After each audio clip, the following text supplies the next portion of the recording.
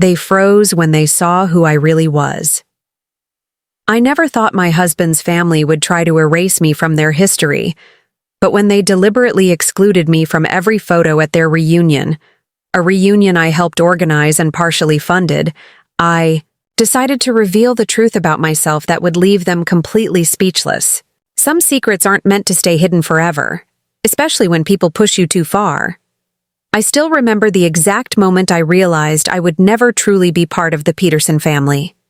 Before we jump back in, tell us where you're tuning in from, and if this story touches you, make sure you're subscribed because tomorrow, I've saved something extra special for you. It was a crisp October evening, and I was sitting on the couch in our living room scrolling through social media when I came across the family photos from my husband Mark's cousin's wedding the previous weekend. I stared at my phone in disbelief, swiping through image after image of the Peterson family. Mark's parents, his sisters, brothers-in-law, nieces, nephews, cousins, even distant relatives who flew in from Europe. Everyone beaming in perfectly coordinated outfits.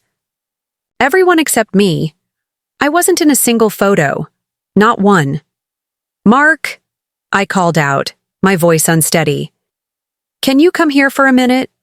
He wandered in from the kitchen, drying his hands on a dish towel.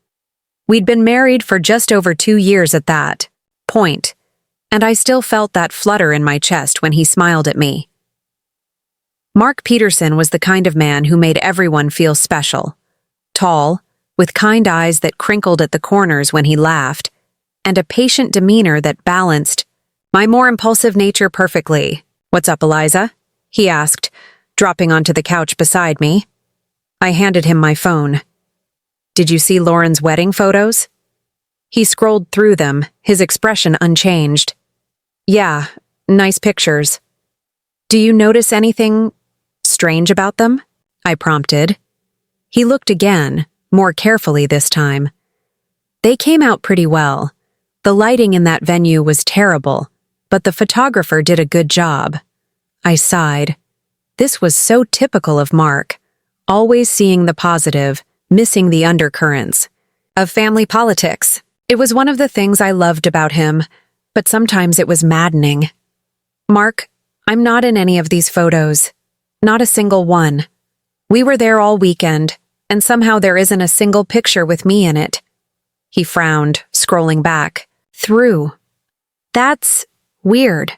Maybe Lauren just posted the family portraits." "There are photos with all the other spouses," I pointed out.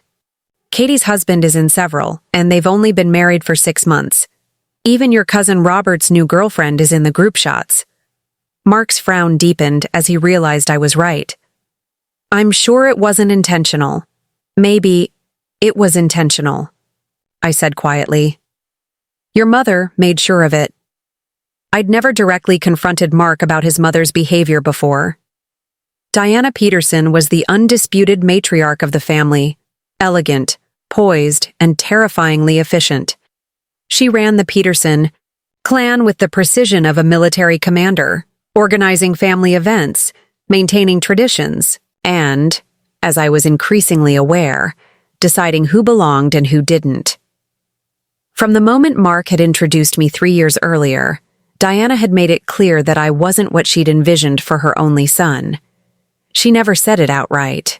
Diana was too sophisticated for that. Instead, it came in small, cutting remarks disguised as concern or helpful advice. "Are you sure that color suits you, dear? It's so vibrant for someone with your complexion. Oh, you're still working at that little marketing firm? How nice that they're so accommodating." Mark always dated such academic girls before. It must be refreshing for him to be with someone more creative. Each comment was a paper cut, small enough to seem trivial if I complained, but painful nonetheless. Mark set the phone down and took my hand. "Eliza, I know Mom can be difficult, but she wouldn't deliberately exclude you from family photos. That would be too much, even for her." I wanted to believe him. I desperately wanted to think that Diana's coldness toward me was something I was imagining or exaggerating. But the evidence was right there on the screen. Photo after photo where I should have been standing beside my husband, conspicuously absent. The photographer asked me to step aside multiple times, I reminded him. Remember, he kept saying, just the Peterson family for this one, and then never called me back in. Your mother was right beside him the entire time, directing who should stand where. Mark ran a hand through his hair, a gesture I knew meant he was uncomfortable. I didn't notice. I was talking to Uncle Phil about his new boat. I know you didn't notice, I said softly. You never do. That might have been the end of it. Just another example of Diana's subtle campaign to make me feel like an outsider, if not for what happened the next day. Mark's sister Vanessa called, bubbling with excitement about the upcoming Peterson family reunion. Mom's been planning it for months, she gushed over speakerphone while Mark and I prepared dinner. 3 days at Lakeside Lodge, all 32 Petersons under one roof. Isn't it going to be amazing? Sounds great, Mark replied, chopping vegetables beside me. When is it? The long weekend in May. Mom's already booked all the cabins and is working on the itinerary. She's going all out this year. Professional photographer, custom t-shirts, even a documentary video about the Peterson family history. I raised an eyebrow at Mark. This was the first either of us had heard about a family reunion, let alone one that was apparently months in the planning. That's only 8 weeks away, Mark pointed out. We might already have plans. Oh, you have to come, Vanessa insisted. Mom says it's mandatory for all Petersons. It's the first reunion in 5 years, and Grandma Peterson might not be around for the next one. I winced at the emotional manipulation. Grandma Peterson was 92 and in perfect health. She played tennis 3 times a week and had recently taken up paddleboarding. We'll check our calendar, Mark promised. But it should be fine. Right, Eliza? I nodded, not trusting myself to speak. The exclusion from the wedding photos was still fresh, and the thought of a whole weekend of similar treatment made my stomach knot. After we hung up, Mark turned to me. It might not be that bad. My extended family is actually pretty great. You haven't met most of them yet. And a weekend at Lakeside Lodge would be beautiful in May. Your sister said 32 Petersons, I pointed out. Am I included in that count? Because technically I am a Peterson now. Mark looked confused. Of course you're included. Why wouldn't you be? I sighed. Because your mother is organizing it, and she doesn't consider me a real Peterson. That's not true, Mark protested, but his voice lacked conviction. When did your mom start planning this reunion? I asked. I don't know. Vanessa said months ago. And when were we going to be told about it? Everyone else clearly already knows. Mark couldn't answer that. It was just another small but telling sign that in Diana Peterson's mind, I existed in a different category than the rest of the family. Not quite a Peterson, not important enough to include in the early planning. 2 days later, the official email arrived with all the details for the Peterson family reunion. The message was addressed to Mark Peterson only, despite the fact that Diana had both our email addresses and knew we shared a calendar. The itinerary was elaborate. Welcome dinner, hiking excursions, professional family photo shoots, a talent show, and a formal dinner on the final night. At the bottom was a note about costs. Accommodations will be $350 per cabin for the weekend.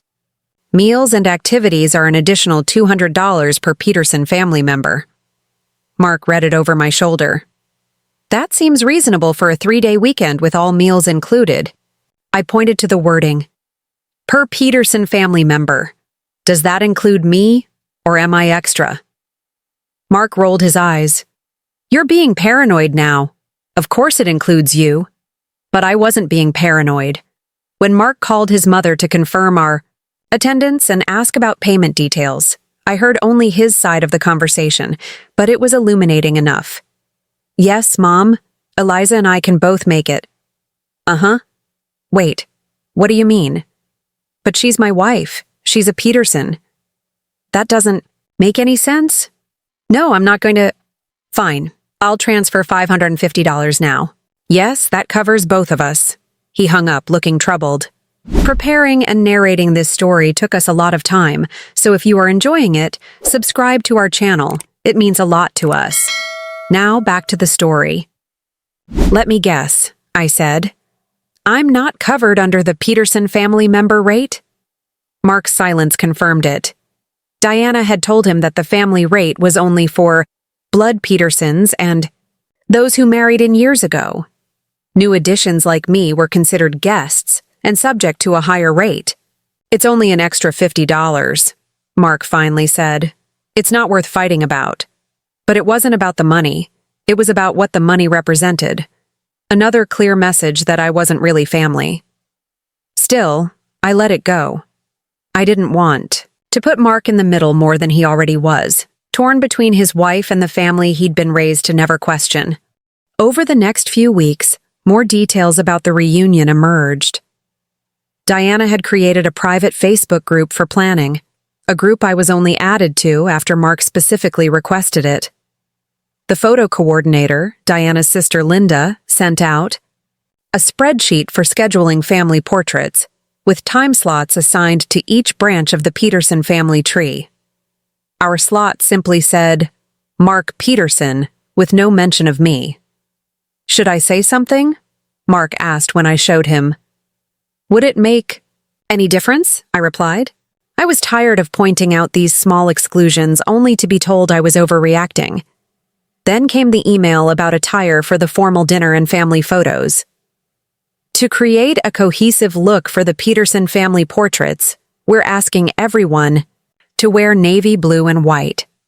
Family members will wear navy bottoms, pants, skirts with white tops, while non-family guests should wear the opposite, white bottoms, navy tops, so they can be easily identified in the wider group shots. I stared at the screen in disbelief. They're color-coding us now? Seriously? Like I'm going to wander into a photo and they won't be able to edit me out later if I'm wearing the wrong colors? Mark looked uncomfortable. I'm sure it's just to make the photos look coordinated. By visually separating actual family from, what? Imposters like me? You're not an imposter, Mark said firmly. You're my wife. You're as much a Peterson as I am. Not according to your mother, I muttered. As the reunion approached, I tried to remain positive. Maybe this weekend would be a chance to bond with some of the other Peterson relatives, ones who didn't take their cues from Diana. Maybe away from her carefully controlled home environment, in the more relaxed setting of Lakeside Lodge, she'd finally warm up to me. I was naive. We arrived at Lakeside Lodge on Friday afternoon. The setting was undeniably beautiful. Rustic cabins nestled among towering pines, overlooking a crystal-clear lake ringed by mountains. Under different circumstances, it would have been the perfect weekend getaway. Diana had assigned each family unit to a specific cabin. Mark and I were in Cedar Cabin, the furthest from the main lodge and the smallest of the accommodations. When we opened the door, we discovered it had twin beds. There must be some mistake, Mark said, pulling out his phone to call his mother. I sat on one of the narrow beds, too exhausted to even be surprised. No mistake. Your mother doesn't approve of me, so she's punishing us both. Mark's call went to voicemail. Let's just push the beds together, he suggested, trying to salvage the situation. It'll be like camping. I helped him rearrange the furniture, trying to keep a positive attitude. It was just a weekend. I could survive a weekend. The welcome dinner was scheduled for 6 p.m. in the main lodge. Mark and I arrived a few minutes early, but most of the family was already there, clustered in groups around the large dining room. Diana stood near the entrance, elegant as always in a navy dress, checking names off a list as people arrived. Mark, darling, she exclaimed when she saw us, stepping forward to embrace her son. She air-kissed my cheek, careful not to make actual contact. Elizabeth, you look comfortable. It's Eliza, Mom, Mark corrected, as he had dozens of times before. We've been married for over 2 years now. Of course, Eliza, Diana said, smiling tightly. Now, Mark, your cousins from Seattle just arrived. They're so excited to see you. They're over by the fireplace. Why don't you go say hello while I finish checking everyone in? It was a transparent attempt to separate us, but before I could say anything, Mark was already moving toward the fireplace, assuming I would follow. Diana placed a manicured hand on my arm, holding me back. Eliza, dear, since you don't know many people here, I've seated you at table 5 with some of the other newcomers to the family. Mark will be at table 1 with his siblings and cousins. It's a chance for the core Peterson family to catch up. I stared at her, momentarily speechless. She'd separated us for dinner? At a family reunion? I'd prefer to sit with my husband, I said finally, keeping my voice even. Diana's smile didn't waver. We all have to make sacrifices for family harmony. Dear, table 5 has a lovely view of the lake. Before I could protest further, she turned away to greet another arriving family, effectively dismissing me. I stood there, uncertain what to do, when an older woman approached me. She had Diana's aristocratic features, but her eyes were kinder, and she walked with the aid of a cane. You must be Eliza, she said, extending her free hand. I'm Virginia Peterson, Mark's grandmother. Call me Ginny. I shook her hand, surprised. She knew who I was. It's nice to meet you. Mark speaks very highly of you. I'm sure he does, she chuckled. I'm the one who taught him to drive and bought him his first beer. Don't tell Diana. She still thinks it was his college roommate who corrupted him. I couldn't help smiling. Ginny had the same warm presence as Mark, the same ability to put people at ease. I hear my daughter-in-law is up to her old tricks, Ginny continued, nodding toward Diana. Separating you from Mark at dinner, giving you the worst cabin. She did the same thing to my Robert's wife back in the day. Robert's wife? I asked, surprised. Mark's father Robert had passed away before I met Mark, but everyone spoke of Diana and Robert's marriage as the perfect Peterson union. Oh yes, Ginny confirmed. Diana wasn't always the queen bee of this family, you know. When she first married Robert, my mother, the original matriarch, gave her hell. Seated her with the children at family gatherings, left her name off Christmas, cards, the works. I was stunned. I had no idea. Diana's just repeating the pattern, Ginny said, shaking her head. She should know better after what she went through. But some people, when they finally get power, they forget what it was like to be on the outside. What happened? I asked. How did Diana eventually get accepted? Ginny's eyes twinkled. That's a story for another time, dear. But don't worry. These things have a way of working themselves out. Now, I believe I see my grandson looking for you. Mark was indeed scanning the room, looking concerned when he couldn't spot me. I waved, and the relief on his face was obvious.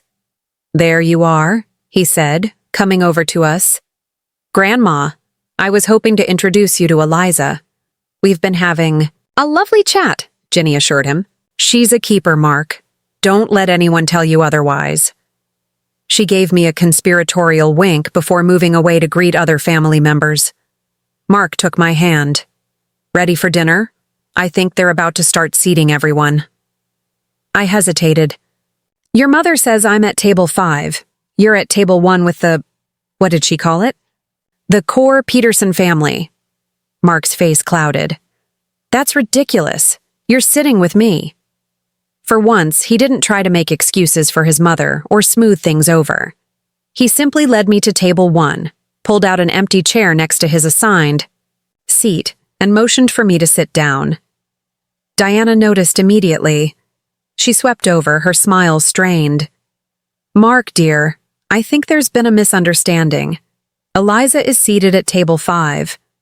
There's no misunderstanding, Mom, Mark said firmly. My wife sits with me. A flicker of irritation crossed Diana's perfect features. The seating arrangements are very specific, Mark. We don't have room at this table for additional people. Then, I'll sit at table 5 with Eliza, he replied, Diana's smile vanished completely. Don't be difficult, Mark. This is a special weekend for the Peterson family. Please don't disrupt the plans that everyone has worked so hard on. I squeezed Mark's hand, hating that I was the cause of this tension. It's okay, I murmured. I don't mind sitting at table 5. I mind, Mark said, his voice louder than I'd ever heard him speak to his mother. Several nearby conversations paused as people turned to look at us. Eliza is my wife. She's a Peterson. She sits with me. Diana's nostrils flared slightly, the only visible sign of her anger. Very well, she said icily. I'll have the staff. Bring another chair. As she stalked away, Mark turned to me. I'm sorry about that. I had no idea she was going to separate us. It's okay, I assured him, though it wasn't. Not really, but I was proud of him for standing up to his mother, something I knew wasn't easy for him. Dinner proceeded without further incident, though I could feel Diana's disapproving gaze on me throughout the meal. The conversation around table 1 was dominated by Peterson family reminiscences, childhood memories, inside jokes, and references to people I'd never met. I smiled and nodded at appropriate intervals, but I might as well have been invisible for all the inclusion I felt.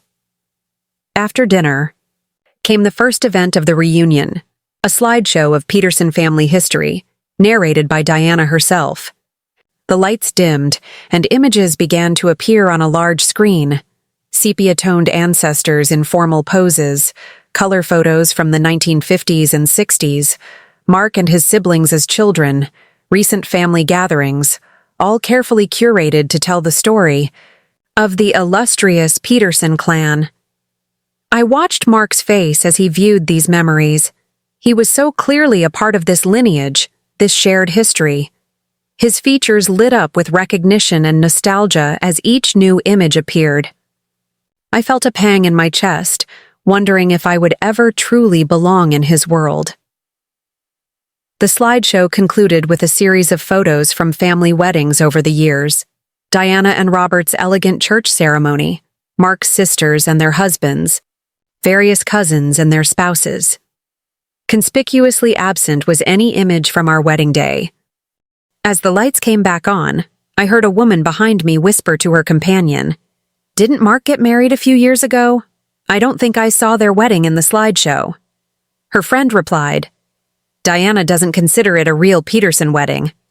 They eloped to Hawaii instead of having a proper ceremony at the country club." I stiffened. Our decision to have a small beach wedding rather than a lavish society event had been a joint one. Mark had been as enthusiastic about it as I was. But apparently, in Diana's retelling, it had become yet another way I had failed to meet Peterson. Standards.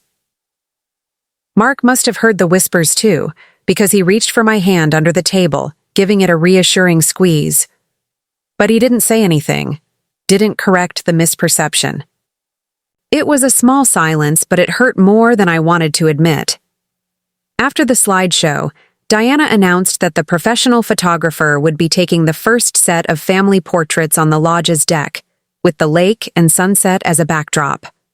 "We'll start with the full Peterson family group shot," she instructed, "then break into smaller family units." Everyone began moving toward the deck. Mark took my arm, but before we could join the group, the photographer, clearly briefed by Diana, intercepted us. "Mr. Peterson, we need you in the center back row with your siblings," he said. Then, turning to me with a practiced smile, "Ma'am, if you could just step aside for now. This first shot is for family members only." And there it was, the same exclusion I'd experienced at the wedding, now happening again right in front of everyone.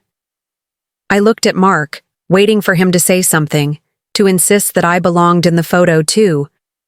But Mark just looked confused, caught between decades of conforming to his mother's expectations and his still developing ability to stand up for me, for us. "I'll just wait over here," I said quietly, stepping away before he could respond. I watched from the sidelines as the Petersons arranged themselves according to Diana's instructions, smiling on command as the photographer captured image after image of the perfect family. Mark kept glancing over at me, his expression troubled, but he didn't break ranks. When the full family photos were complete, Diana announced, "Now we'll do individual family groups. Thomas and Catherine's family first, then Vanessa and Philip's. Then Mark." When Mark's turn came, he finally spoke up. "Eliza should be in this one. It's just our family unit." Diana smiled thinly. "Of course, dear. But first, let's get one of just you, for continuity with the other individual shots from previous years." The photographer positioned Mark alone, taking several photos before Diana nodded in satisfaction. "Perfect. I think that's enough for tonight. We'll do more tomorrow when the light is better." "But Eliza didn't get in any of the photos," Mark protested. "Oh dear, did we miss her?" Diana feigned concern. "Well, we have 2 more days of photography scheduled. I'm sure we'll find time to include Elizabeth in some of the supplementary shots." As the group dispersed, heading back inside for dessert and coffee, I remained on the deck, looking out over the darkening lake. The first stars were appearing in the twilight sky, and somewhere in the distance, a loon called mournfully across the water. Mark came to stand beside me.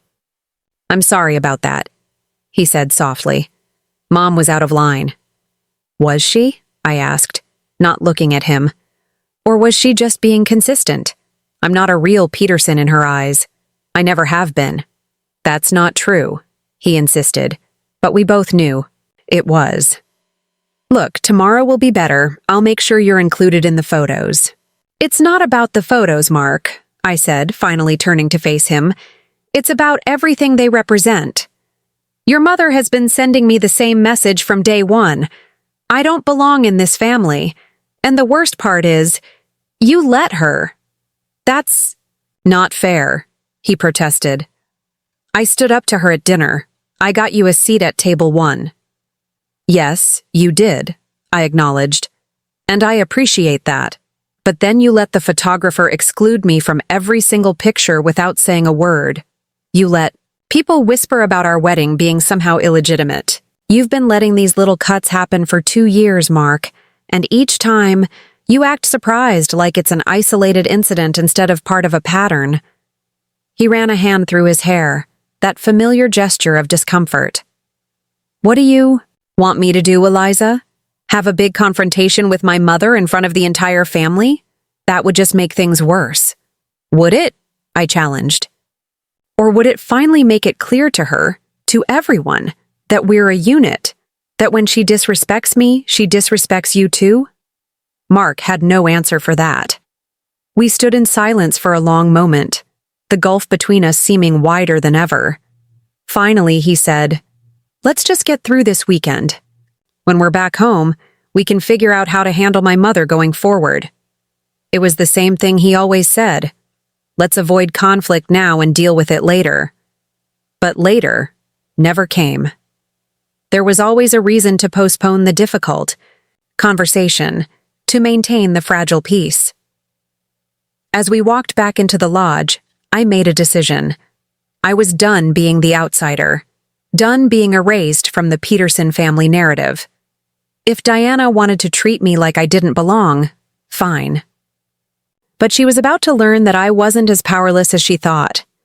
What Diana and the rest of the Petersons didn't know, what even Mark didn't fully appreciate, was exactly who they were dealing with. It was time to show them. The first morning of the Peterson family reunion dawned bright and clear. Sunlight filtered through the pine trees surrounding our cabin, and the lake sparkled like scattered diamonds in the distance. It would have been idyllic if not for the tension that lingered between Mark and me after last night's events. I woke up early, careful not to disturb Mark as I slipped out of our makeshift double bed. After a quick shower in the tiny bathroom, I dressed in hiking clothes and quietly left the cabin.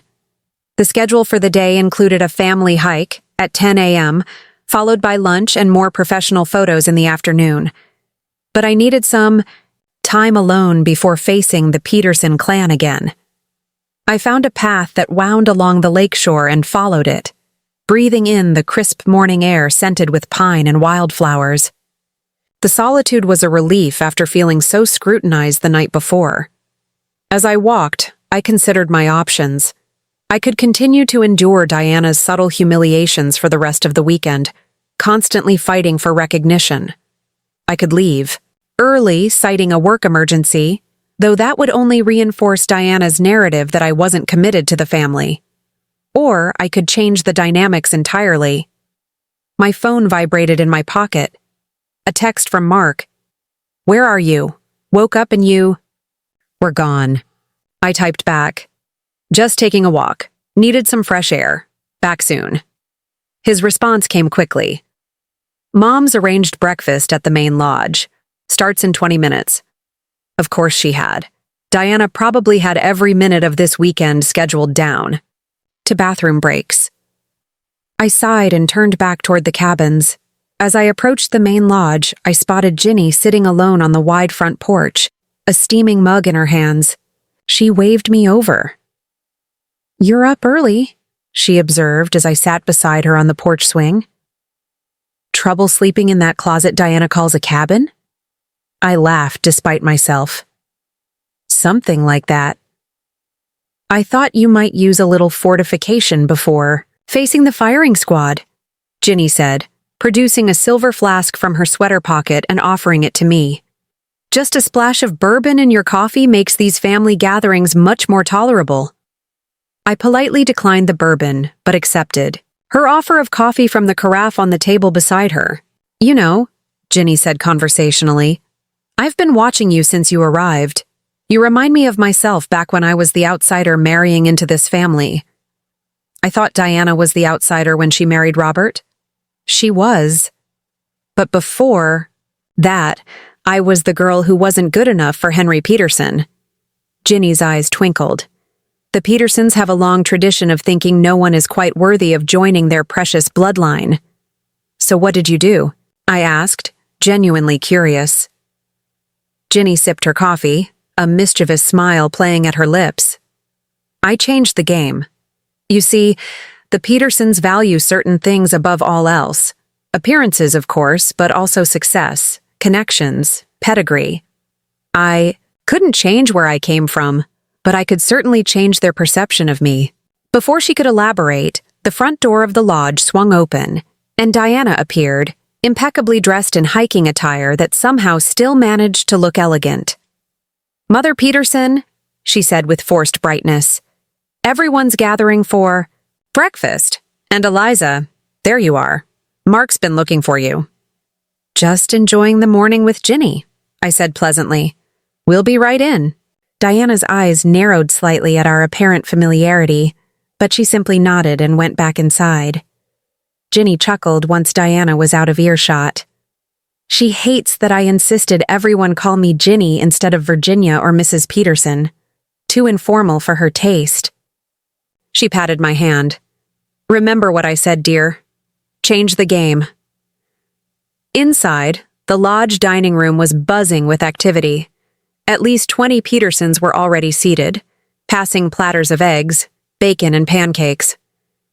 Mark was at a table with his sisters, a place saved beside him. He looked relieved when he saw me. "There you are," he said as I sat down. I was starting to worry.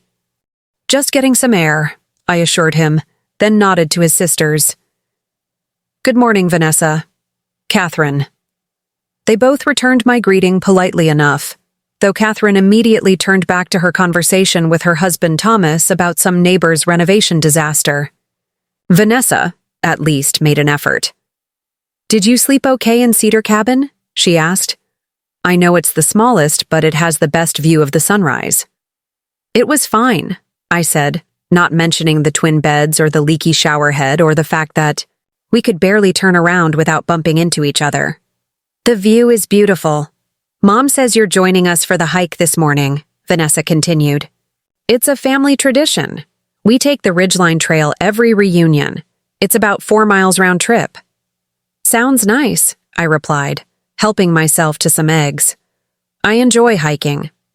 It's not exactly a beginner trail, Catherine interjected, having apparently decided our conversation was more interesting than renovation gossip. There's a pretty steep section near the top, very rocky. I could hear the implication in her tone, that I might not be up for it, that maybe I should stay behind. It was so typical of the passive-aggressive Peterson way, suggesting inadequacy while maintaining plausible deniability. I'll be fine, I said. I hike regularly back home. Catherine raised an eyebrow, but didn't say more. Mark, seemingly oblivious to the undercurrent, launched into a story about the time his cousin fell into the lake during a previous reunion. The subject changed, and I ate my breakfast in relative peace, though I couldn't help noticing how Diana at the next table kept glancing over at me with that calculating look in her eyes. After breakfast, everyone gathered outside for the hike. Diana naturally took charge. We'll proceed in an orderly fashion, she announced to the group. Experienced hikers in front, families with children in the middle, and those who might need a slower pace at the rear. We don't want anyone getting left behind. As she said this last part, her gaze fell deliberately on me. The message was clear. She expected me to be at the back, struggling to keep up with the athletic Peterson clan. Mark, oblivious as usual, said, "We should probably stay in the middle group, right? Not too fast, not too slow." Before I could respond, Diana swooped in. "Mark, darling, I was hoping you'd lead the front group with your cousins. You know the trail better than anyone, and we need someone experienced to set the pace." "Oh, but—" Mark glanced at me, clearly torn. "It's fine," I assured him, though it wasn't. "Go ahead. I'll be okay in the middle group." Diana's smile was triumphant as Mark hesitantly joined his cousins at the front of the line. I found myself relegated to the middle section with Vanessa, her husband Philip, and their 2 children, along with a few other family members whose names I couldn't quite remember. The trail started gently enough, winding through the pine forest beside the lake. The children ran ahead, then back, then ahead again with the boundless energy of youth. Philip, who worked in finance like so many Peterson men, spent most of the time on his phone, apparently unable to disconnect even in the wilderness. Vanessa kept up a steady stream of chatter about her yoga studio and the challenges of finding good childcare. I nodded at appropriate intervals, but my mind was elsewhere. I was thinking about what Ginny had said about changing the game, about altering their perception of me. The truth was, I'd been holding back since I met Mark's family, trying so hard to fit into their world that I'd made myself small. I'd downplayed my own accomplishments, tempered my natural confidence, even dressed more conservatively to blend in with their preppy aesthetic. Why? Because I'd thought that was what Mark needed, harmony between his wife and his family. But all it had done was make me an easier target for Diana's exclusion tactics. As we reached a steeper section of the trail, the group naturally spread out. The children, supervised by a teenage cousin, fell back with their father, who was still glued to his phone. Vanessa and I pulled ahead, climbing at a steady pace. "You're in good shape," she remarked, sounding surprised as I easily navigated a rocky stretch. "I try to stay active," I said modestly. What I didn't mention was that before meeting Mark, I'd been an avid rock climber and had summited several major peaks in the Cascades. This gentle hill was hardly a challenge. "Mark mentioned you work in marketing?" Vanessa said, making conversation, as we climbed. "That must be interesting." There it was again. That subtle Peterson condescension, as if marketing was some quaint little career for people who couldn't handle real professions like law or medicine or finance. Something inside me shifted. I was done diminishing myself. "Actually," I said, "I own my own agency now. I started it 3 years ago, just before meeting Mark. We specialize in digital strategy for sustainable businesses." Vanessa nearly stumbled. "You own a company?" I thought. "You just worked for some local firm." "We have offices in 3 cities," I continued calmly.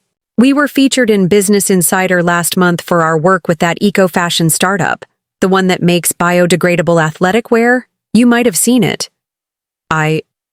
Yes, I think I did read something about them, Vanessa said, clearly recalibrating her understanding of me.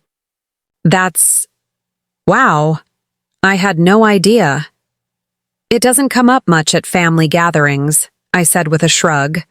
There's always so much Peterson history to discuss. We reached a viewpoint where the trail leveled out briefly, offering a spectacular vista of the lake and surrounding mountains.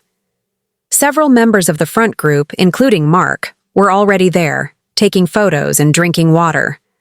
Mark waved when he saw us.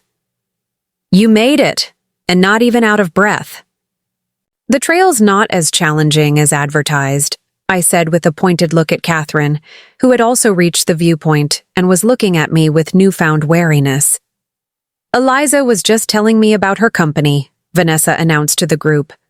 Did you know she was featured in Business Insider last month? Mark beamed proudly. She's being modest. It was actually a full-page profile, not just a feature. They called her one of the top young entrepreneurs in the region. Now I had everyone's attention. I could see the surprise on their faces, the reassessment happening behind their eyes. Even Diana, who had just arrived at the viewpoint, couldn't hide her momentary confusion. How enterprising, she said finally, her voice carefully neutral. I had no idea you were so ambitious. Eliza, there's a lot you don't know about me, Diana, I replied pleasantly. And that was the absolute truth. As we continued the hike, I noticed a subtle shift in how the other Petersons interacted with me. Catherine's husband, Thomas, suddenly had questions about digital marketing strategies. Mark's cousin Jennifer wanted to know if my agency took interns. Even Philip put away his phone long enough to ask about my thoughts on cryptocurrency as an investment option. It was a small victory, but significant. For the first time, they were seeing me as something other than just Mark's wife, an accessory to the Peterson family narrative. They were seeing me as a person in my own right, with my own accomplishments and expertise. When we returned to the lodge for lunch, I sat beside Mark at a long table on the patio. The conversation flowed more naturally now, with various family members including me in discussions about business trends and economic forecasts, topics that apparently qualified as acceptable Peterson lunch conversation. Diana watched all of this with thinly veiled displeasure. Her carefully constructed hierarchy was being disrupted, and she clearly didn't appreciate it. After lunch, as everyone was dispersing for afternoon activities, she approached me while Mark was deep in conversation with his uncle. That was quite the revelation on the trail, she said, her voice low. I'm surprised Mark never mentioned the extent of your professional activities. Mark has always been supportive of my career, I replied. But family gatherings tend to focus on Peterson traditions rather than outside accomplishments. Indeed, Diana said, studying me with new intensity. Well, I suppose even the most unlikely people can achieve a measure of success these days, with the internet making everything so accessible. I smiled, refusing to take the bait. The digital revolution has certainly democratized entrepreneurship, hasn't it? Now success depends more on intelligence and innovation than on inherited advantages. Diana's smile tightened almost imperceptibly. Yes? Well, speaking of tradition, we'll be taking more family photos this afternoon. The photographer will set up by the lake at 3 o'clock. Do try to be punctual. As she walked away, Ginny appeared beside me, having apparently overheard our exchange. Well played, she murmured approvingly. You're starting to ruffle her feathers. It's barely made a dent, I sighed. She's still excluding me from the family photos. Patience, dear, Ginny advised. Diana didn't build her fortress of control overnight. It won't crumble in a day either. She patted my arm. But business success is only the beginning. The Petersons respect achievement, yes, but they worship lineage even more. Remember what I said about changing their perception of you? Before I could ask what she meant, Ginny was called away by another family member, leaving me to wonder what else the feisty matriarch had up her sleeve. The afternoon photo session unfolded much like the previous evenings. The entire Peterson clan, resplendent in their color-coded navy and white outfits, assembled by the lake as the photographer arranged them in various groupings. Once again, I found myself on the sidelines, watching as Mark was positioned among his blood relatives. This time, however, I didn't silently accept my exclusion. When the full family photo was being organized, I stepped forward confidently. "Where would you like me to stand?" I asked the photographer directly, my voice clear and carrying across the assembled group. The man hesitated, glancing nervously at Diana, who was supervising the arrangements as usual. "I believe we're doing family only for this shot," Diana interjected, smoothly. "We'll do some casual group photos later that can include everyone." "I am family," I said simply, maintaining my pleasant expression. "I'm Mark Peterson's wife of over 2 years." A murmur ran through the assembled relatives. Mark stepped away from his position in the back row, coming to stand beside me. "Eliza's right, Mom," he said firmly. "She should be in the family photos." Diana's face flushed slightly, but she recovered quickly. "Of course, dear. I simply meant that for the core generational photo, the one that continues the tradition from previous reunions, we need to maintain consistency. Spouses come and go, but blood Petersons remain." "Spouses come and go?" Mark repeated, his voice rising. "What exactly are you implying, Mom?" An uncomfortable silence fell over the group. Even the photographer looked like he wanted to sink into the ground. "I'm not implying anything," Diana said stiffly. "I'm simply stating a fact about family photography. For historical documentation purposes, we need consistency." "Then I guess I'll sit this one out too," Mark said, taking my hand, "since apparently being a blood Peterson matters more than the family I've chosen to create." Several gasps could be heard from the assembled relatives. Open defiance of Diana was clearly a rare event. "Don't be ridiculous, Mark," Diana hissed, her composure finally cracking. "You're making a scene." "No, Mom, you're making a scene," Mark countered. "You've been making one since we arrived by treating my wife like she doesn't belong here." Diana glanced around, acutely aware that every Peterson was watching this confrontation with undisguised interest. Her perfect veneer of control was slipping, and she knew it. "Fine," she said tightly. "Elizabeth can be in the photo. Put her at the end of the back row." "It's Eliza," Mark corrected, "and she stands with me." Without waiting for Diana's response, Mark led me to his position in the back row, making space for me beside him. The photographer, looking relieved that the tension was breaking, quickly directed everyone to look at the camera and smile. As the shutter clicked, capturing the first Peterson family photo that included me, I felt a small thrill of victory. Diana might have been forced to include me, but her expression in that photo, tight-lipped and rigid, made it clear that the war was far from over. After the formal family portraits were complete, the photographer suggested some casual shots around the lodge grounds. To my surprise, several of Mark's cousins specifically requested that I join them for these photos. The Business Insider revelation had apparently elevated my status enough to make me an acceptable addition to their social media feeds.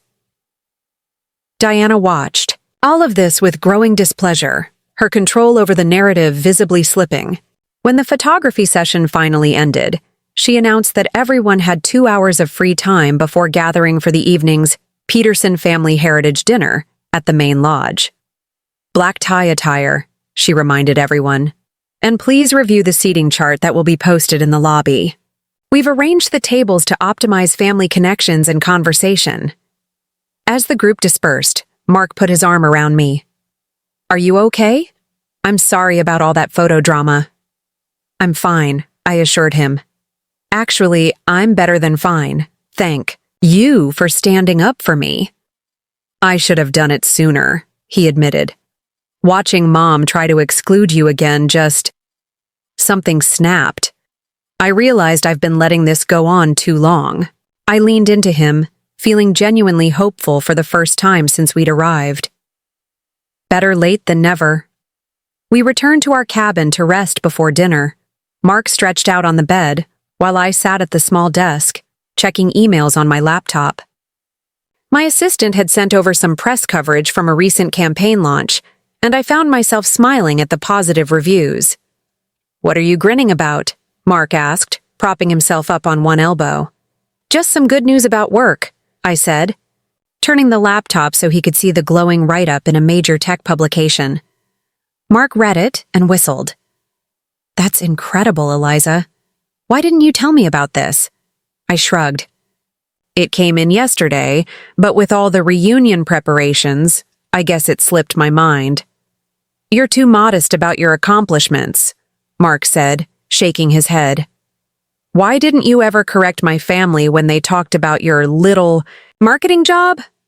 "I tried at first," I admitted, "but it never seemed to register, and after a while I just stopped trying. It felt easier to let them believe what they wanted to believe." "Well, they can't ignore it now," Mark said with satisfaction. "Did you see my mother's face when Vanessa mentioned Business Insider? Priceless." I laughed, but then grew more serious.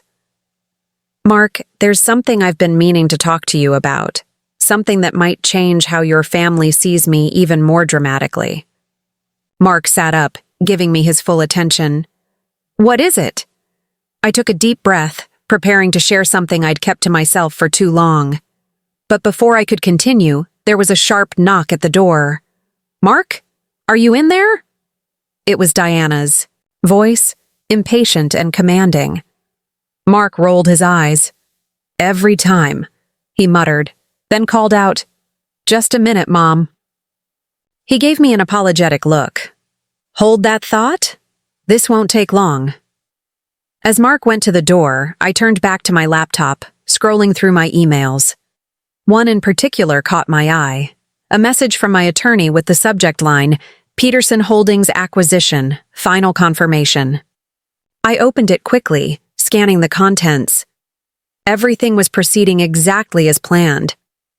I heard Diana's voice at the door, speaking in hushed but urgent tones, clearly trying to have a private conversation with Mark.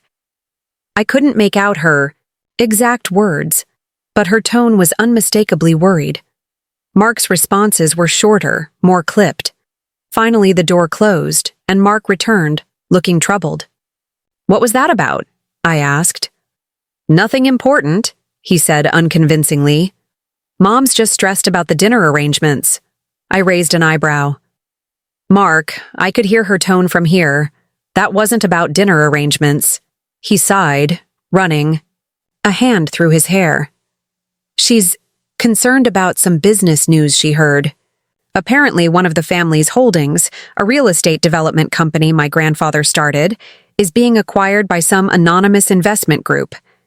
The shareholders voted yesterday to accept the offer." I kept my expression carefully neutral. "And that's bad news?" "According to my mother, yes. The Peterson family will lose controlling interest for the first time in 3 generations. She's worried about who's behind the acquisition and what it means for the family legacy." "I see," I said, closing my laptop. "And does this affect you directly?" "Not really," Mark admitted. "I've never been involved in the family business side of things. Unlike my cousins, I chose a career in environmental science instead of finance or real estate. But for my mother, the Peterson business empire is as important as the Peterson name. And now someone is threatening that empire," I mused. "No wonder she's upset." Mark nodded, then looked at me with renewed interest. "Anyway, you were about to tell me something important? Something that might change how my family sees you?" I hesitated, then smiled and stood up. "It can wait until after dinner. We should start getting ready. Wouldn't want to be late for the Peterson family heritage dinner." As I selected my outfit for the evening, a simple but elegant black dress that I'd deliberately brought instead of the white bottoms navy top combination Diana had dictated, I thought about the email from my attorney and what the next revelation would mean for my place in the Peterson family hierarchy. Diana had no idea who she was really dealing with, but she was about to find out. The Peterson family heritage dinner was clearly designed to be the centerpiece of the reunion weekend. As Mark and I approached the main lodge that evening, I could see that Diana had spared no expense. Twinkling lights adorned the trees leading to the entrance, and inside, the large dining hall had been transformed. White linen tablecloths draped over a dozen round tables, each set with fine china and crystal glassware. Elaborate floral centerpieces featured navy blue hydrangeas and white roses, the Peterson colors naturally. A string quartet played softly in one corner. "Wow," I murmured. To Mark, "Your mother really went all out." "Heritage dinner is always her big production," he replied. "Wait until you see the traditional ceremonies." "Ceremonies?" I asked, suddenly wary. Before Mark could elaborate, Diana descended upon us, resplendent in a navy blue evening gown with a pearl necklace that probably cost more than my first car. "Mark, darling, you look so handsome," she gushed, straightening his already perfect bow tie. Then, with considerably less enthusiasm, "Eliza, I see you chose not to follow the dress code." I smiled pleasantly, smoothing the fabric of my black dress. "I must have misunderstood. I thought it was black tie for the heritage dinner." "For the men," Diana corrected with a tight smile. "The women of the Peterson family traditionally wear navy blue, a tradition going back 3 generations." "How fascinating," I replied. "Cultural traditions are so interesting, aren't they? In my experience, they evolve over time as families grow and change." Diana's eyes narrowed slightly at my non-apology. "Some traditions are worth preserving exactly as they are," she said pointedly. "Speaking of which, Mark, you're seated at the head table with your sisters and their spouses. It's important for the core family to be visible during the heritage presentations." "And where am I seated?" I asked before Mark could respond. Diana's smile didn't reach her eyes. "Table 3, with some of the other newer additions to the family. I thought you might be more comfortable there." Mark frowned. "Mom, we talked about this. Eliza sits with me." "Darling, the seating arrangements have been carefully planned," Diana insisted. "Each table has specific family members with shared connections. It's not about excluding anyone, it's about optimizing the experience." "Then optimize it with Eliza beside me," Mark said firmly. "Or I'll be joining her at table 3. Diana's composure slipped just a fraction. "You can't sit at table 3. You're giving the traditional family toast. You need to be at the head table." "I'm giving the toast?" Mark looked genuinely surprised. "Since when?" "Since your father passed," Diana said, her voice softening slightly. "Robert always gave the toast. Now it falls to you as the Peterson son." I could see Mark wavering, caught between family tradition and standing up for me. I touched his arm gently. "It's fine," I said. "You should give the toast. We can meet up after dinner." Diana's triumphant smile was almost imperceptible, but I caught it. She thought she'd won this round, separating us once again. What she didn't realize was that I was tired of playing defense. Tonight, I was switching to offense. "Table 3. "It is," I said cheerfully. "Who else am I seated with?" Slightly taken aback by my acquiescence, Diana recovered quickly. "Your table mates include Cousin James's new wife, Stephanie, Uncle William's second wife, Patricia, and a few of the more distant relatives. In other words, the other outcasts. The table of misfit toys who weren't real Petersons in Diana's eyes." "Perfect," I said. "I look forward to getting to know them better." As Diana led Mark away to the head table, I made my way to table 3, finding it positioned near the back of the room, partially blocked by a large support column. The message couldn't have been clearer if Diana had installed a flashing neon sign reading "Not Important." But I wasn't discouraged. In fact, I was exactly where I needed to be. My table mates were already seated. A nervous-looking young woman, who introduced herself as Stephanie, an elegant older lady who was clearly Patricia, and 3 other in-laws I hadn't met before. A quiet man named David, who had married one of Mark's cousins, a cheerful woman called Meredith, who was the wife of another cousin, and an elderly gentleman named Howard, who was on his 3rd Peterson spouse, judging by his weary expression. "Ah, another one for the island of misfit in-laws," Howard chuckled as I took my seat. "Diana's seating chart is nothing if not predictable." "Is it always like this?" I asked, genuinely curious. "Oh, honey," Patricia said, patting my hand with maternal sympathy. "This is actually an improvement." At my first Peterson reunion, Diana seated me in the kitchen with the catering staff, claimed there wasn't enough room at the family tables. Everyone at the table laughed, but there was an edge to it, the laughter of people who had all experienced similar treatment. "How long have you all been married into the family?" I asked. 3 months, Stephanie said nervously, twisting her napkin. "James and I had a small ceremony in Hawaii. Diana keeps referring to it as our pre-wedding and asking when we're having the real celebration." 12 years, Meredith offered. "It gets easier. Sort of. Diana eventually stops actively trying to exclude you and settles for just ignoring your existence." 28 years for me, Patricia said with a sigh. "And I'm still at the outsiders table.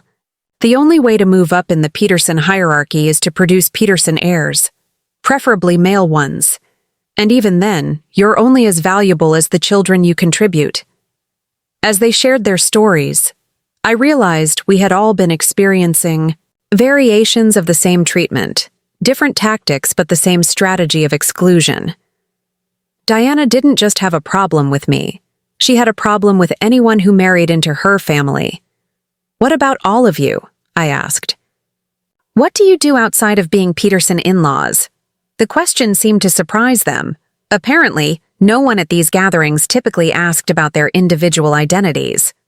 "I'm a pediatric surgeon," Patricia said. "I was actually chief of surgery at Boston Children's Hospital before I retired last year. I run a nonprofit focused on literacy and underserved communities," Meredith added. "We just received a major grant from the Gates Foundation." "I'm a quantum physicist," David said quietly. "I work at CERN." My jaw nearly dropped. These people were extraordinary in their own right, yet they'd been relegated to the back table as if they had nothing to contribute to the illustrious Peterson family. "And you, my dear?" Howard asked me. "What do you do when you're not being snubbed by Diana Peterson?" "I own a digital marketing agency," I said. "We specialize in sustainable businesses. But there's something else about me that Diana doesn't know yet." I glanced toward the head table, where Mark was engaged in conversation with his sister Catherine. Something that might change the dynamic considerably. Before I could elaborate, the sound of a knife tapping against crystal interrupted our conversation. Diana was standing at the head table, commanding everyone's attention. "Welcome, family, to our heritage dinner," she announced, her voice carrying across the room. "As Petersons, we are bound by blood, by history, and by tradition. Tonight we celebrate that legacy and honor those who came before us." What followed was an elaborate series of toasts, presentations, and ceremonies that seemed designed specifically to emphasize the importance of Peterson lineage. Diana narrated a slideshow about the family's history, highlighting the achievements of various ancestors while conveniently ignoring the contributions of anyone who had married into the family. Then came the Heritage Object ceremony, where significant family heirlooms were displayed and their stories shared. The Peterson Silver Service, passed down for 4 generations. The antique pocket watch that had belonged to the first Peterson to settle in New England. The pearl necklace Diana herself wore, which had adorned every Peterson matriarch since 1892. After nearly an hour of Peterson worship, it was time for Mark's toast. He rose somewhat reluctantly, champagne glass in hand. "To the Peterson family," he began, his voice steady but lacking the reverence Diana clearly expected. "May we honor our past while creating a future that embraces new additions and new traditions." Diana's smile faltered slightly at this departure from the traditional wording, but she recovered quickly, raising her glass with the others. As dessert was being served, a family recipe for blackberry cobbler that Diana had personally overseen, we were repeatedly told. I excused myself from the table. Instead of heading to the restroom as I'd indicated, however, I made my way to the small office behind the reception desk where I'd arranged to meet someone. Ginny was already waiting there, seated in a comfortable armchair with a glass of bourbon in her hand. "Right on time," she said approvingly. "Diana's heritage sermon running long?" "Just wrapped up," I confirmed, taking the seat opposite her. "Thank you for meeting me like this." "Wouldn't miss it for the world," Ginny chuckled. "So, you've decided—" "To play your hand?" I nodded. "Tonight. But I wanted to speak with you first, to make sure I'm not overstepping." Ginny waved dismissively. "Overstepping? My dear, Diana has been steamrolling over everyone for decades. If anyone needs to be checked, it's her." "Still, I respect that this is your family," I said carefully. "And while Diana has been difficult, I don't want to cause irreparable damage. Sometimes a little earthquake is needed to rebuild on firmer foundations," Ginny said, her eyes twinkling. "The Peterson family has been under Diana's thumb for too long. Since Robert died, there's been no counterbalance to her control. It's not healthy." She leaned forward, suddenly serious. "Did you know that my grandson, your Mark, almost didn't pursue his passion for environmental science because Diana thought it wasn't prestigious enough? That Catherine stayed in a miserable first marriage for years because Diana convinced her that divorce wasn't the Peterson way? That Vanessa abandoned a promising career in music because Diana deemed it impractical?" I shook my head, though none of it particularly surprised me. Diana rules through a combination of family loyalty, tradition, and carefully cultivated insecurity, Ginny continued. "She's convinced everyone that being a Peterson is the most important part of their identity, and anything that threatens that narrative is the enemy." She sipped her bourbon thoughtfully. "What you're planning to do tonight, revealing who you really are, it won't destroy the family. It might even save it." Reassured, I reached into my purse and pulled out a folder containing several documents. "In that case, I'd like to show you exactly what I'm about to share with the rest of the Petersons." Ginny's eyes widened as she reviewed the papers. Then she laughed, a full, throaty laugh that made her look decades younger. "Oh my," she said, wiping tears of mirth from her eyes. "Diana is going to absolutely combust. I haven't looked forward to anything this much since my third honeymoon." "So you approve?" I asked. "Approve?" "My dear, I insist." Ginny handed the folder back to me. "It's about time someone showed Diana that she's not the only one with power and connections." We rejoined the dinner separately, Ginny returning first while I made a quick stop to prepare a few final details. When I entered the dining hall again, the formal dinner was transitioning to a more relaxed gathering. The string quartet had been replaced by a small band playing soft jazz, and many guests had moved from their assigned tables to mingle. Mark found me immediately. "There you are. I was looking for you. How was table 3? "Illuminating," I said truthfully. "Did you know Patricia is a retired chief of surgery, or that David works at CERN?" Mark looked genuinely surprised. "No, I had no idea. We never really get to know the in-laws at these events. Everyone sticks to their assigned groups." "By design," I pointed out. "Your mother has created a caste system, with blood Petersons at the top and everyone else relegated to the margins." Mark sighed. "I'm starting to see that. I'm sorry, Eliza. I should have noticed sooner." "It's not your fault," I assured him. You grew up in this environment. It seems normal to you. But Mark, there's something important I need to tell you. Something I should have shared months ago. Before I could continue, there was the sharp ping of a spoon against crystal again. Diana was making another announcement. "Family, if I could have your attention once more," she called out. "As the culmination of our heritage dinner, we have a special presentation. As many of you know, our family business, Peterson Holdings, has been a cornerstone of our legacy for 3 generations." A murmur ran through the crowd. Clearly, many were aware of the pending acquisition that had Diana so concerned earlier.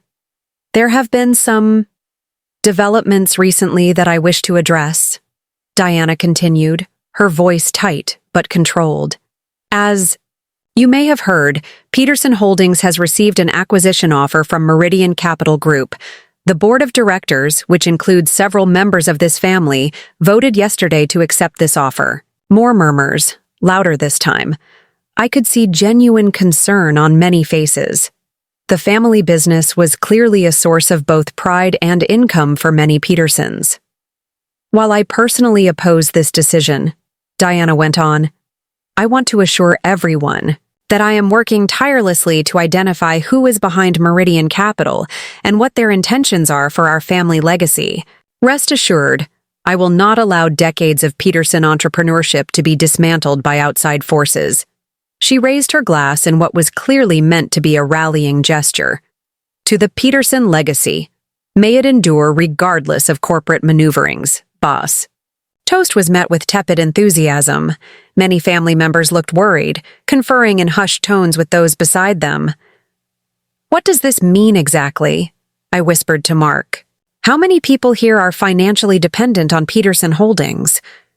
"More than you'd think," Mark replied quietly. "My sister's husbands both work for subsidiaries, several cousins too, and many of the older generation have their retirement tied up in company stock." I glanced across the room, catching Ginny's eye. She nodded almost imperceptibly. It was time. I made my way to the small stage where the band was taking a break and picked up the microphone. The room gradually fell silent as people noticed me standing there. "Good evening, everyone," I began, my voice steady despite the flutter of nerves in my stomach. "For those who don't know me, I'm Eliza Peterson, Mark's wife of 2 years." I could see Diana's expression darken from across the room. She clearly hadn't authorized this impromptu speech. "First, I want to thank the Peterson family for including me in this reunion," I continued. "It's been educational." A few knowing chuckles from the in-laws table. "I've learned a lot about Peterson history this weekend, about tradition, legacy, and the importance of family connections. And it's made me reflect on my own background, something I haven't shared much about since joining this family." Now I had everyone's attention. Even Diana looked intrigued despite her obvious annoyance at my taking the microphone without permission. "Many of you know me as the owner of a digital marketing agency, but that's actually just a small part of my professional life. My full name is Eliza Chen Peterson." I paused, letting the name sink in. A few of the older Petersons straightened in their seats, recognition dawning on their faces. "Yes, Chen as in Chen Global Investments. My grandfather founded the company, and my father expanded it into one of the largest private investment firms in Asia and North America. I've served on the board since I was 25. The room was completely silent now, all eyes fixed on me. Diana's face had gone pale. When I met Mark, I was immediately drawn to his passion, his integrity, and his complete disinterest in my family background. It was refreshing to be valued for myself rather than my connections or resources. So refreshing, in fact, that I chose not to emphasize my family ties when meeting his relatives. I smiled directly at Diana. That decision may have given some people the impression that I was less significant than I am. Mark was staring at me, his expression a mix of confusion and dawning comprehension. I'd told him my family was in finance, but I deliberately downplayed just how significant Chen Global Investments was in the financial world. It wasn't a lie, exactly, but it was certainly an omission. I'm sharing this now because it relates directly to the announcement Diana just made. You see, Meridian Capital Group is a subsidiary of Chen Global Investments. The acquisition of Peterson Holdings was approved by our board last month, and the final papers were signed yesterday. The room erupted in shocked exclamations. Diana looked like she might faint, gripping the edge of the nearest table for support. I want to assure everyone, I continued over the commotion, that this acquisition is not a hostile takeover. Peterson Holdings will retain its name and independent operations. No jobs will be eliminated. In fact, we plan to expand several divisions. Some of the tension visibly eased from the room, particularly among the younger Petersons who worked for the company. The only significant change will be in the executive leadership. After reviewing the company's performance over the past decade, we found that Peterson Holdings has been underperforming relative to its potential. New leadership will help the company grow and thrive in today's market. I could see Diana struggling to process what she was hearing. The family business she'd controlled through her influence over the board was now effectively owned by her despised daughter-in-law. In the spirit of transparency, I should add that I personally oversaw the acquisition strategy, not because of any personal feelings about the Peterson family, but because I genuinely believe in the company's potential. With proper management and investment, Peterson Holdings could double its value within 5 years. I smiled at the assembled family members. I look forward to working with many of you to make that happen. And I'm especially excited about the new profit-sharing program we'll be implementing for all employees, which should significantly increase everyone's financial security. This announcement was met with cautious applause, particularly from the younger generation. Diana, however, looked like she was calculating how to have me eliminated without leaving evidence. One final note, I added. In honor of the company's heritage, we'll be establishing the Robert Peterson Memorial Scholarship for Environmental Science, a cause I know would have been close to his heart, given his son's passion for the field. At this, Mark's eyes welled with tears. His father had always quietly supported his environmental work, even when Diana dismissed it as impractical. Thank you for your attention, I concluded. I'm happy to answer any questions individually throughout the remainder of the evening. As I stepped down from the stage, the room exploded into conversation. Some people looked shocked, others relieved, and a few, particularly at the in-laws table, were openly grinning. Ginny, I noticed, was cackling with delight while Patricia poured her another bourbon. Mark reached me first, his expression still stunned. Eliza, why didn't you tell me? I tried several times, I said honestly. But something always interrupted us. And honestly, I was afraid it might change things between us. You fell in love with Eliza, the marketing entrepreneur, not Eliza Chen of Chen Global Investments. It wouldn't have changed how I feel about you, Mark insisted. But it might have changed how I let my mother treat you. If you'd known, you might have defended me because of my family's status rather than because it was the right thing to do. I pointed out gently. This way, when you finally stood up to Diana, it was for me, just me, not for the Chen fortune or connections. Mark considered this, then nodded slowly. I see your point. But no more secrets, okay? I want to know everything about you, important or not. Deal, I agreed, relieved that he wasn't angry about my omission. Before we could say more, we were surrounded by Peterson relatives, all suddenly very eager to meet Mark's wife properly. The same people who had barely acknowledged my existence earlier were now introducing themselves, mentioning mutual connections, and expressing their delight at the fortuitous merger of our families. Through the crowd, I caught sight of Diana. She stood alone near the exit, her face a mask of shock and calculating recalibration. Our eyes met across the room, and I gave her a small, polite nod. She did not return the gesture. Instead, she turned and walked stiffly from the hall, her back rigid with wounded pride. Should I go after her?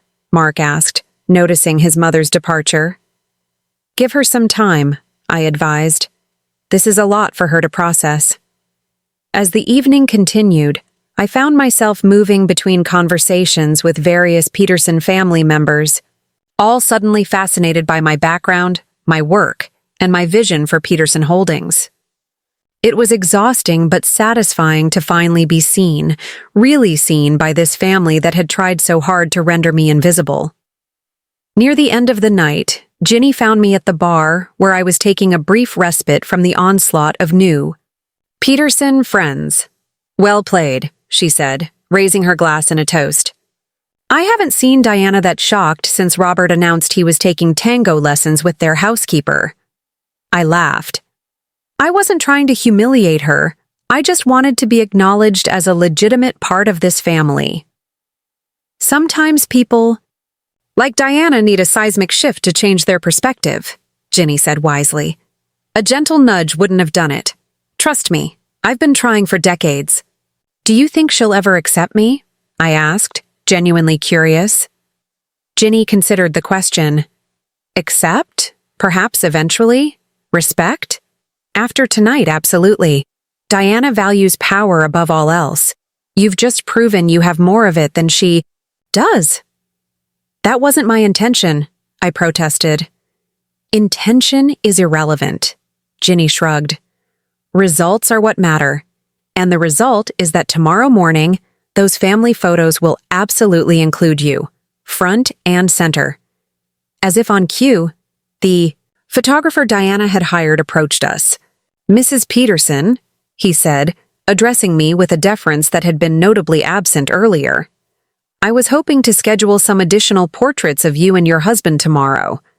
Perhaps by the lake at golden hour? The light would be perfect for capturing both of you. I smiled, savoring the sweet taste of victory. That sounds lovely. And please, call me Eliza. The final morning of the Peterson family reunion dawned clear and bright. I woke early, savoring the peace of early dawn and the complete absence of twin beds. Mark had pushed them together properly after the heritage dinner, determined that we should at least be comfortable for our last night at Lakeside Lodge. Mark was still sleeping soundly beside me, exhausted from the previous evening's revelations and the hours we'd spent afterward answering questions from his suddenly very interested relatives. I slipped out of bed quietly and made my way to the porch with a cup of coffee, watching the mist rise off the lake as I contemplated the dramatic shift in dynamics over the past 24 hours. As expected, Diana hadn't reappeared after her abrupt exit from the heritage dinner. According to Vanessa, who had checked on her mother, Diana was resting with a migraine in her cabin and would not be participating in the morning's activities. Translation: she was licking her wounds and plotting her next move. The final event of the reunion was scheduled for 10 a.m., the official Peterson family portrait that would be framed and displayed in each family member's home until the next reunion. It was, according to Mark, the most important tradition of all, documented without fail for 5 generations. At precisely 9:55 a.m., Mark and I made our way to the large meadow behind the lodge, where the photographer had set up an elaborate arrangement of chairs and risers. Most of the family was already assembled, dressed once again in the coordinated navy and white outfits Diana had dictated. I had deliberately chosen a different outfit. A simple sundress in a soft blue that complemented Mark's navy blazer without conforming exactly to Diana's specifications. As we approached, I could see the photographer consulting with several family members, clearly uncertain how to proceed without Diana's micromanagement. Ginny had taken a central seat in the front row, her cane resting across her lap, observing the confusion with poorly concealed amusement. "What's the holdup?" Mark asked his sister Catherine, who was hovering near the photographer. "Mom's not here," Catherine said, her voice tinged with genuine concern. "She's never missed a family portrait, not even when she had pneumonia in 2014. Perhaps someone should check on her again?" I suggested. As if on cue, a murmur ran through the assembled family members. Diana was approaching across the lawn, dressed impeccably in a tailored navy suit, her hair and makeup flawless despite her alleged migraine. Her expression was completely unreadable, a polished mask of Peterson propriety. She walked directly to the photographer, bypassing the family members who moved to greet her. They exchanged a few words, the photographer nodding repeatedly. Then Diana turned to address the family. "Good morning," she said, her voice steady and controlled. "Before we begin the portrait, I'd like to say a few words." The family fell silent, all eyes on Diana. I felt Mark tense beside me, preparing to intervene if his mother attempted some final act of exclusion. "The Peterson family portrait is our most sacred tradition," Diana began. "It documents our growth, our continuity, our legacy as a family." She paused, scanning the assembled faces before her gaze landed on me. "Last night I was reminded that legacy is not just about the past, it's about the future. And the future of the Peterson family will be shaped by new influences, new connections, and yes, new members." A ripple of surprise ran through the group. This was not the Diana Peterson they expected. "Eliza," she said, addressing me directly, "I believe the appropriate place for you is in the center of the second row, beside Mark." I blinked in surprise. The center of the second row was traditionally reserved for the most important members of the younger generation, the future leaders of the family. "Are you sure?" I asked, giving her an opportunity to reconsider. Diana's smile was tight but determined. "Quite sure. The Chen-Peterson alliance represents an important new chapter for our family. It should be properly documented." It wasn't an apology. Diana Peterson was likely incapable of such a thing, but it was an acknowledgement. A public recognition of my place in the family. And for now, that was enough. As we took our positions for the portrait, Mark squeezed my hand. "History in the making," he whispered. The photographer counted down, and just before he took the shot, Ginny turned to look over her shoulder at me from her seat in the front row. "Remember this moment," she said with a wink. "The day you taught the Petersons that real family isn't about blood, it's about respect." The camera flashed, capturing all of us together. Diana with her perfect smile masking her wounded pride, Mark beaming with genuine happiness, Ginny radiating mischievous satisfaction, and me, finally visible, finally acknowledged, finally part of the picture. After the reunion, that photograph was indeed framed and displayed in Peterson homes across the country. But in our house, it sits on the mantel next to another, more significant image. A candid shot taken later that day of Mark, Ginny, and me laughing together by the lake, completely unposed and genuinely happy. Family as it should be, authentic, supportive, and real. Diana still invites us to Peterson gatherings, though her manner remains formal and cautious. The power balance has shifted permanently. She reaches out to me now when Peterson Holdings matters arise, addressing me with careful respect. She'll never love me like a daughter, but she'll never again pretend I don't exist. As for the other in-laws, we've formed our own tradition.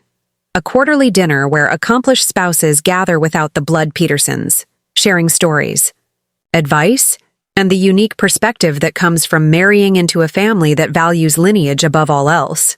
Patricia's hosting the next one at her home in Boston, where we'll celebrate Stephanie's recent promotion to head surgeon and David's groundbreaking paper on quantum mechanics. Sometimes making yourself seen requires a dramatic reveal. Sometimes you need to show people exactly who you are before they'll acknowledge your worth. But once you're truly seen, once you've claimed your rightful place at the table, no one can ever erase you from the family portrait again. Up next, you've got 2 more standout stories right on your screen. If this one hits the mark, you won't want to pass these up. Just click and check them out. And don't forget to subscribe and turn on the notification bell so you don't miss any upload from us.